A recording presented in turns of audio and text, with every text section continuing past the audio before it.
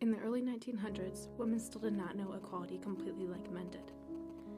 There was, and sometimes still is, an ideal of what a woman should and should not do or be. One woman, though, ignored these ideals and went on to do whatever she pleased. That woman was my great-grandmother, Florence Marie Renwick.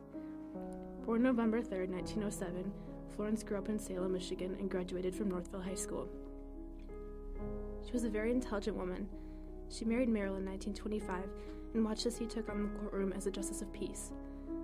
Florence always helped her husband study his law books and cherished the moments they had until his untimely death in 1962. After he died, the courtroom was lacking a judge, and she was lacking a job, so the courtroom asked if she would be a justice of peace for them. And so, without any sort of college degree, she became the very first female judge in Oakland County. This was a job she took very seriously. She fought everything from drunk driving to jaywalking.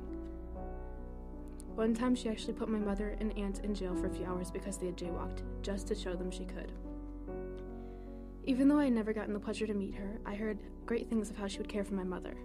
Florence would take a bullet for my mom. When my mother was young and struggling, she had Florence put an apartment in her name, then my mom would give her checks for rent. Years after Florence's death in 1992, browsing in her cupboards, my mom found every single one of her checks she had given her grandma. Florence had never cashed them.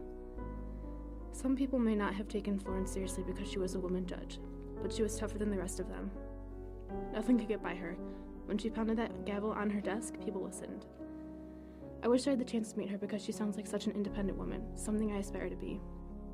She did everything herself from building walls to cooking supper. Being a justice of peace was less of a job to her and more of a pastime.